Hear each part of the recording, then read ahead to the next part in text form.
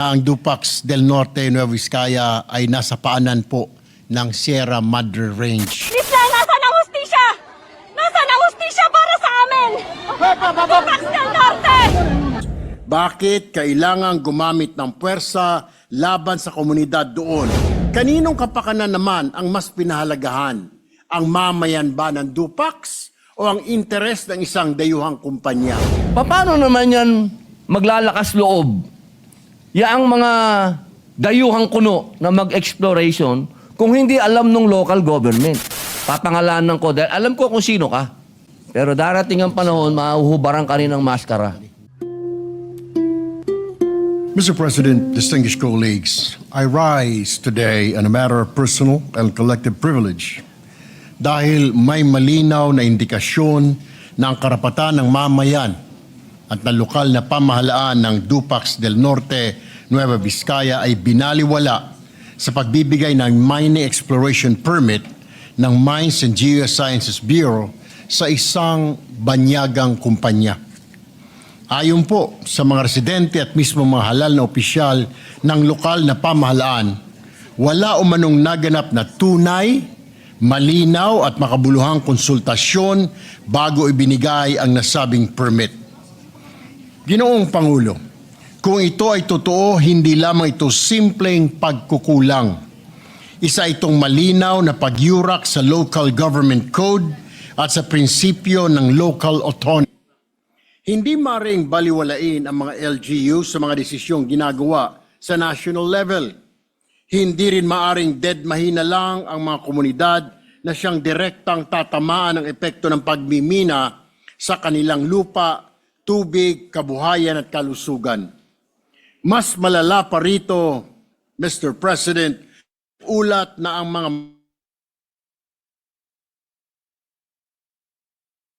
tinaboy ng mga pulis. Panoorin po natin ang kuha ito ng mga Ito na ang nangyayari dito ngayon sa Kyon. Isla, nasaan ang hustisya? Nasaan ang hustisya para sa amin? Dupax del Norte! Ngayon lang!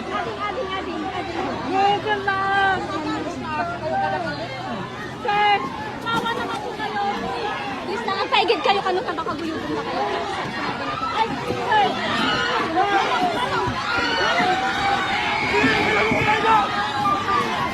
Jack!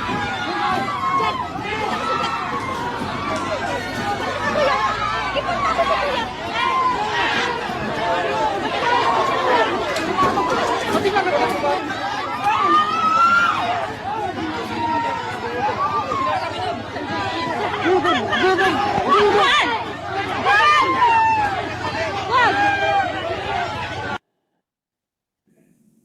Mr. President, let us call this out for what it is.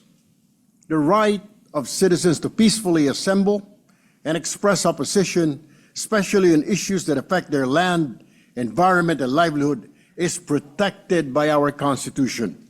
Any use of force against civilians exercising these rights must be subjected to the highest level of scrutiny. Kapag ang mga mamayan ay sumisigaw dahil hindi sila kinonsulta at ang sagot ng Estado ay batuta at puwersa, may malalim tayong problema bilang isang demokrasya.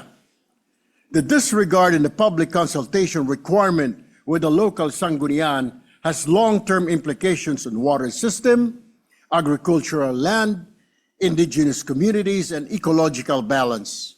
Mining exploration is not a neutral activity. This is precisely why consultation to local government units is not an option. It is mandatory. Mr. President, development tramples on the rights of communities is not development at all. Progress that excludes the people most affected is not progress at all, Mr. President. Mr. President, we must ask the hard questions. Bakit kailangan gumamit ng puwersa laban sa komunidad doon? Sino ang nag-utos ng dispersal? May banta ba talaga sa kapayapaan o may interes lamang na kailangang ipagtanggol? Kaninong kapakanan naman ang mas pinahalagahan? Ang mamayan ba ng Dupax o ang interes ng isang dayuhang kumpanya? Kung totoo na naibigay ang permit ng walang pahintulot o kaalaman ng LGU at walang social acceptability mula sa komunidad, malinaw na may pagkukulang kung hindi man abuso sa proseso. Dahil dito, Ginoong Pangulo, mariin kong hinihiling mabigyang boses ang ating lokal na pamahalaan, managot at magpaliwanag ang DENR, lalong-lalo na si Secretary Rafael Lutilla, kung paano pinayagan ng proyektong ito. Ilatag ng MICE Geosciences Bureau ang lahat ng dokumento, konsultasyon at komunikasyon kaugnay ng nasabing permit. At na magbigay linaw ang PNP kung bakit pinalakas ng Estado ang kamay nito laban sa sarili nitong mamayan. I strongly urge that this issue be subjected to a full Senate investigation in aid of legislation upang tiyakin, Ginoong Pangulo, na hindi na muling maulit ang pagbaliwala sa mga LGU. Hindi nagiging instrumento ng pang-aabuso ang mining permits. At panghuli, hindi ginagamit ng kapulisan para patahimikin ang mga lehitimong hinaing ng mamayan. Mr. President, the people of Dupax are not asking for special treatment. They are simply asking for what the law already guarantees them, a voice in decisions that will shape their future. Let us not fail them. Thank you, Mr. President. Before you refer the speech to any committee, maybe ask what is the name of the mining company? Woogle Corporation, Mr. President. Google. Yes. Kanino yun? British company, Mr. President. Is that allowed? It's just a mining Is that exploration, allowed by Mr. law? President. Foreign company? May-ari ng mining? I believe, Mr. President, the Supreme Court made a decision recently allowing foreign ownership of mining companies. 60-40, For 60-40. mining exploration, it is allowed, Mr. President. By the Constitution. Mining explorations. Yes, Mr. President. I remember the one in It Mr. does President with not, the permission of the gentleman. Does I it not remember fall in under the Cotabato. category of allowing or South disallowing foreigners? What's the South Cotabato? I don't think so, Mr. President. It is just exploration that probably because they're still looking for mines in that area, then they will be given a time to look for partners, local partners, Mr. President. So that means, well, you can include that in the hearing that you're asking for. Yes, Mr. No, President, and under then, the, we would like, if the Senate President allows it, we would like to have this investigated or under the local government committee, Mr. Chair, Mr. President. What about environment? Secondary, Mr. Secondary Mr. environment. You Mr. prefer the local government and then environment. So, well, the majority leader, I'm sure, is taking note of that. But speaking of environment, and you mentioned Secretary Lotilla, has he been reappointed? That I do not have any idea. He was Mr. President. bypassed last December. So if he was not reappointed, he is not Secretary of DNR.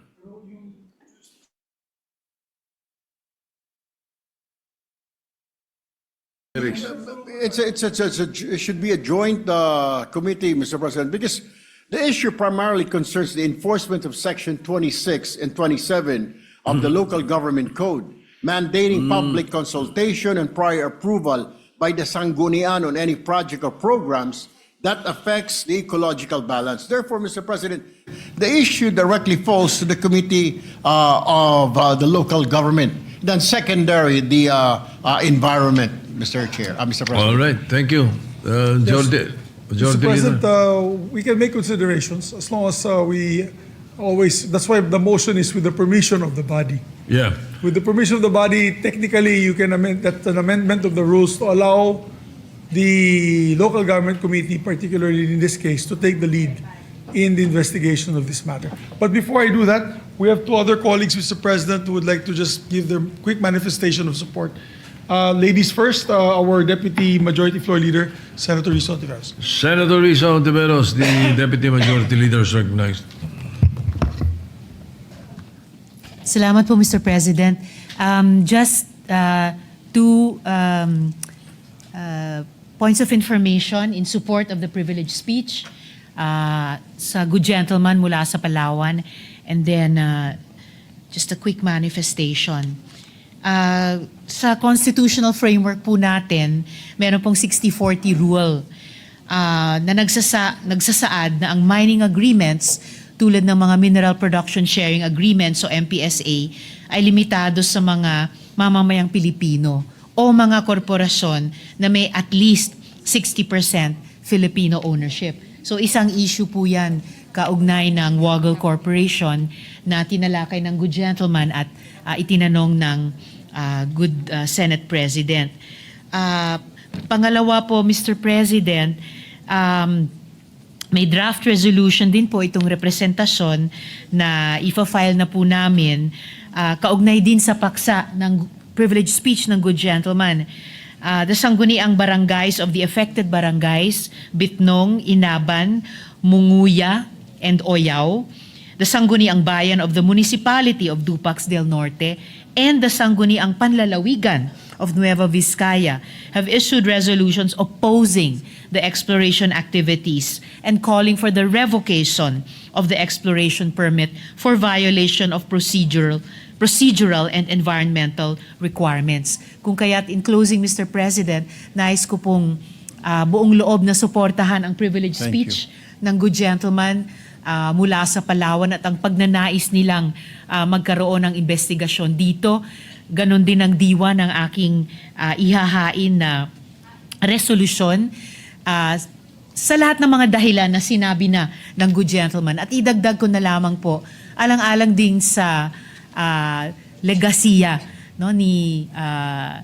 ni Manong Kaloy Padilla ng Nueva Vizcaya na sinuportahan ang laban ng kanyang mga kababayan sa Nueva Vizcaya, kasama na po dito sa mga barangay ng Dupax del Norte na tinalakay sa privileged speech at tinatalakay din po sa aking resolution. Salamat po sa good gentleman at salamat, Mr. President.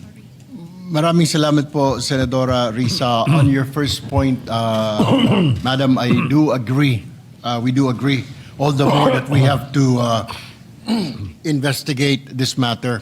Kasi we have to confirm if it is FTAA, the Financial Technical Assistance Agreement, then it may be entered into by a foreign company. But thank you very much. We do agree. And thank you for that manifestation, Madam Senator. Mr. President, we recognize Senator Robin Hood Padilla. Senator Robin Padilla is recognized. Maraming salamat po, Ginoong Pangulo at sa ating pinunong mayorya. Ako po ay buong puso't kaluluwa, buong kaisipan na sumusuporta po sa talumpati ng boses ng masa, Senator Erwin Tulfo. Sapagkat katulad po ng nabanggit ni Senator Risa Hontiveros, ito pong lugar na ito ay pinamunuan at pinaglaban po ng aking amain, ang dating Governor Carlos Padilla. Ang amin pong pinagmulan ay iisa. At ito po ay ipinangako ko sa kanya na itutuloy natin ang laban dyan. At yan po ay hanggang sa kamatayan niya, hindi po niya pinabayaan ang Nueva Vizcaya. Ang kalikasan po niyan, ang kanyang ipinaglaban noong pa, bata pa siya. Yan na po ang kanyang lugar, Dupax. Kaya po, meron po akong video na gusto pong ipakita sapagkat pinuntahan ko na po ito. Dahil ang apektado po dito ay mga katutubo din. Yung mga katutubo po dito ay magmula sa kabundukan ng Cordillera kung saan pinamugaran po ng mga mining, sila po ay napalayas na ron. Hanggang sila po ay napunta na sa Nueva Vizcaya. Ibig sabihin, magmula nung pinalayas sila sa Cordillera, bumaba ng Nueva Vizcaya, eto na naman po ang mga minahan. Nandyan na naman po ang pangil at kuko ng mga minahan na nagtatago sa mukha ng mga dayuhan pero ang nasa likod ay mga multicultural na Pilipino. Yan pong video na yan, kuha po yan ng drone namin kung saan Yan po ay sa Dupax. At ilang barangay po dyan ang maapektuhan ng tinatawag nating exploration daw na mga dayuhan. Ito pong ginawa nating investigasyon, nalaman po natin, Ginoong Pangulo, na ang taong bayan, maliwanag naman po, no, na dapat konsultahin yung mga barangay. Dapat tanungin yung mga tao dun kung sila po ay maapektuhan ba o payag ba sila na magkaroon ng exploration doon. Alam niyo po, Ginoong Pangulo, nagkaroon po dito muli ng pangloloko. Sapagkat yung mga tao, sinabi po nila, oh, may nagpunta dito. Pero hindi po yung konsultasyon. Hindi po kami kinonsult. At nakakuha po ng permit itong mga dayuhang kuno na mag-explore. Ginoong Pangulo, malinaw po sa ating batas na dapat magkakaroon ng consultation sa mga barangay, sa mga taong maapektuhan, lalo na kung livelihood nila ang maapektuhan. Katulad po ng usapan namin ng ating boses ng masa, Senator Erwin Tulfo, nag-usap po kami. Sinabi ko po sa kanya, Sir, paano naman yan maglalakas loob? Yaang mga dayuhang kuno na mag-exploration kung hindi alam ng local government. Imposible na papasok yan dyan nang hindi alam ng local government. Hindi yan, napaka-imposible na yung sanggunian, ngayon lang sila magrereklamo kung kailan nakapasok na. Kaya sana po, katulad kanina, sinabi ko po sa ating ginoong boses ng masa, sana po iimbestigahan niyo po ito. Dahil sa akin pong pag-iimbestiga, talagang nagkaroon po dito ng matatawag natin na turuan. Turuan, pero habang nagtuturuan, continuous yung exploration doon. Continuous yung ginagawa nung dayuhan puno na minahan. Hindi ko lang po mapangalanan kung sino talaga may-ari nito. Pero alam ko po, darating ang panahon. Papangalanan ko dahil alam ko kung sino ka. Nakatago ka lang. Nakatago ka lang sa pangalang ito dahil malakas ka pa ngayon. Pero darating ang panahon, mahuhubaran ka rin ng maskara. Pero sa totoo lang po, mga mahal kong kababayan, ito pong patuloy na pagsasamantala sa ating mga katutubo, wala na po silang mapuntahan. Magmumula sa isang lugar, tatakbo sa isang lugar, pagdating sa lugar noon, eto na naman ang mga minero. Sana po dumating ang panahon na ang totoong makikinabang.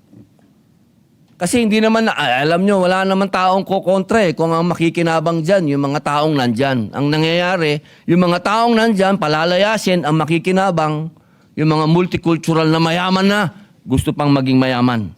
Kaya po muli, maraming salamat po, Senador Erwin Tulfo, sa pagbubukas po ng topic na ito. Senator Risa Hontiveros, kayo po ang inaasahan namin na wag po itong matakpan. At muli po itong buksan ng buksan sapagkat patuloy po ang pangyayaring ito sa ating mga katutubo. Patuloy po ang pag-aabuso sa kanila. Hindi po ito tumitigil. Patuloy, lagi na lang. Alam niyo po, ang kalikasan parang babae ito kasi eh.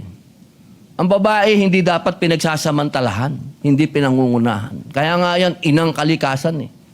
Dapat po laging maging maayos ang usapan, walang pinalalayas. Maraming salamat po, Ginoong Pangulo. Maraming salamat po, Senator Robin. At nabanggit nga po ng mga kababayan natin doon na kayo po ay nakapasyal din ho doon. At tulad po ng inyong ama, ay kayo po inaasahan nila na matulungan sila. Mabanggit ko lamang po, Ginoong Pangulo, na ang Dupax del Norte, Nueva Vizcaya ay nasa paanan po ng Sierra Madre Range na bahagi po ng aking advokasya na protektahan po ang naturang lugar at tayo po ay nagpasana ng isang bill para mapangalagaan yung Sierra Madre na yan, Mr. President. Thank you, Mr. President. Majority Leader. Mr. President, I move that we refer the speech rather of our distinguished colleague to the Committee on Local Government as the primary committee and the Committee on Natural Resources as secondary committee. I so. You want to say anything? Yeah. Before you act on the referral, Mr. President, I would like to recognize Senator Lauren Legarda, Mr. President. Senator Lauren Legarda is recognized. I'm sorry, I told the majority leader, I told the sponsor that I wanted to give my comments about this because I was just in Nueva Vizcaya a few months ago, and Ruth Padilla, the wife of the late Governor Padilla, I think a relative of our colleague, Senator Robin Padilla, Mrs. Ruth has been telling me about the opposition of the locals on the exploration happening here. Just to put on record, Mr. President, I believe that the primary protected area across Dupax del Norte and Dupax del Sur is the Casecnan Protected Landscape, which was officially designated under the Expanded National Integrated Protected Area System, or INIPAS, in 2018. If I'm not mistaken, I was a principal author of this measure, and Senator Cynthia Villar was the sponsor. I would like to know whether the good sponsor, Senator Erwin Tulfo, would like to confirm, aside from the area being part of the Sierra Madre Mountains, if the Casecnan Protected Landscape, which is a protected area, is part of this Dupax del Norte and Dupax del Sur area? Because that is the information I have, Mr. President. I believe so, Mr. President, but I still have to be sure. I have to check our records, and I have to confer with the local government, particularly the provincial governor of the province, Mr. President. Yes, I just wanted to put that on record. The exploration site also sits near, aside from the Casecnan Protected Landscape, and also in the Dupax Watershed Forest Reserve. And the locals, the protesters, have been reporting illegal tree cutting, the muddying of rivers due to the road construction for drilling equipment. I know for a fact, and I would like to ask a sponsor, whether the local indigenous groups and the Diocese of Bayongbong have also asserted that this area is indeed ancestral land and a vital watershed for the local indigenous peoples, as mentioned by our colleague Senator Padilla. Mr. President, some of those who were in the protesting this are members of the indigenous group who were there, who were also dispersed by police authorities, and most of them are farmers and residents of the area. Ang kailang reklamo, Mr. President, ay ang patuloy daw po na exploration at wala pong pagsangguni sa kanila, at nararamdaman na po nila na may mga violations. There are violations, tama po kayo, yung pagputol po ng mga kahoy, drilling na nagiging putik yung kanilang mga ilog, Mr. President. So panggamba nila na pag nagtuloy pa po ito, baka mas malala pa, mas marami pang punong kahoy ang mapuputol at mas marami pang mga kababayan na maapektuhan. Hindi lang ang mga indigenous, kundi pati ang buong komunidad ng Dupax, at hindi lang po sa Del Norte, kundi sa iba pang mga lugar. Thank you, Mr. President. Since this is simply exploration, it still needs a permit. May I know whether it was part of your speech on the role of the DNR, whether the DNR actually allowed the permits to be granted for exploration, and how could the DNR grant this despite vocal local opposition to this? How is it possible? Maski ayaw ng mga lokal, ay nabigyan ba ho? Opo, Mr. President, that's the reason why we want it. We're filing this motion para po maimbestigahan ng ating local government committee on local government. Kasama po ang environment, committee on environment, Dahil ang inamin naman po na may si Geosciences Bureau, nabigyan po nila ng permit nang wala namang, at sabi po ng LGU, ng sangguniang panlunsod ng Dupax del Norte, ay wala silang ikang approval, maging ang mga barangay areas na kung saan nagsasagawa ngayon ng exploration, they were not consulted too. So, several barangays, including the sangguniang bayan of Dupax del Norte. Mr. I'm President. confused, Mr. President, because the Mines and Geosciences Bureau, per your speech, confirmed giving them an exploration permit. But I am told that the Sangguniang Bayan, the municipal council, issued the resolution condemning the exploration activities. So how can a national government body and the AMB of the DNR issue a permit when even the own SB of this town in Nueva Vizcaya is aligned with the protesters? So, hindi ko po, siguro dapat natin tawagin kaagad ang DNR kung paano sila makakapagbigay ng permit sa eksplorasyon kung mismo ang Sangguniang Bayan ay hindi sumasang-ayon.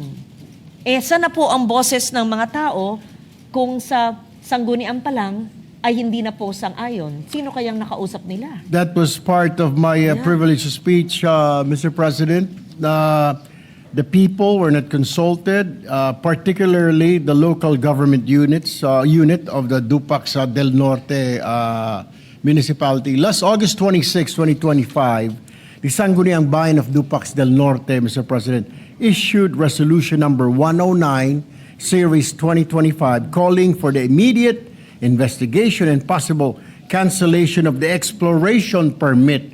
Ang ibig pong sabihin, Ginoong Pangulo, nabigyan po ng MGB ng exploration permit ang naturang foreign company na binabanggit din po ni Senator Padilla, na sinasabi raw po hindi niya rin alam kung saan nakakuha ng exploration permit o paano nabigyan. Kaya nga po ang sinasabi po, at ang mayor na po ay lumapit sa aking tanggapan dahil hindi raw po sila napapansin, gusto po nila na makialam po ang Senado para hindi na po itong maulit pang muli. Allegedly, a certificate of public consultation was issued by the local government. However, this was denied, Mr. President, by the Sanggunian. Nakipag-meeting lang po sila but they did not grant the request. Thank you for that. It's possible also, ito kaya'y nabigay ng matagal ng panahon, iba na ang Sanggunian noon at ang LGU head, ang mayor, at hindi pumayag noon or pumayag noon at hindi pumapayag ngayon. Kaya importante po natin malaman sa MGB kung paano ba ito. Kasi every 3 years, nagpapalit naman yan eh. Tama Pero po. saan na makakapunta ang mga katutubo, ang mga magsasaka, ang mga taong bayan na walang koneksyon sa politika? Sino na ang makakapagsalita para sa kanila kung nagiging putik ang mga ilog, kung nagiging butas-butas na sungka ang mga bundok at guguho na lang ang mga bundok dahil inuuka ng mga makapangyarihan o dayuhan na wala naman permiso sa mga nakatira doon. Yun po sana ang gusto, Mr. President, ng Sangguniang Bayan ng Dupax del Norte at gayon din po ng komunidad na sila po ay sana ay nakonsulta. Subalit, ang malungkot po dyan, dinisperse po sila dahil nagpalabas pa po ng isang court order daw ang court para i-disperse po sila. Kaya masamang-masama po ang loob ng sanggunian, ng pamahalaan doon, ng lokal na pamahalaan at ng mga residente dahil malinaw na hindi po legal o legit yung exploration permit. Sila pa po ang pinalayas ng mga pulis, pero ayon naman sa otoridad, sa mga pulis, yun naman daw po ay may isang court order. So, makikita lamang po natin talaga dito, Mr. President, na gaano makapangyarihan po ang kumpanya na yun na nakakuha po ng permit, ng court order para i-disperse po yung mga kababayan natin doon. just for the information of the body, INIPAS Act law, which I was a principal author of in 2018, covers 86,246 hectares of land in Quirino, Aurora, and Nueva Vizcaya. I'm not saying that this specific area is part of it. I'm having it checked. But even if it is not, yan ay, how do you say it, parang valley, di ba? Ang Vizcaya. At saka nandyan ang watershed areas. If I'm not mistaken, Oo. Mr. President, bahagi po yan ng ika nga sa paanan po ng Sierra Madre Yes, Ranges, yes. Mr. President. Thank you for that. I would like to join you in this investigation as well and many other areas. Sa dami-dami naman ng yamang lupa, doon na sila sa pumapayag na local governments na walang katutubo at hindi naman nawawasak ang kabuhayan ng mga lokal na komunidad. Maraming salamat. Thank you, Mr. President.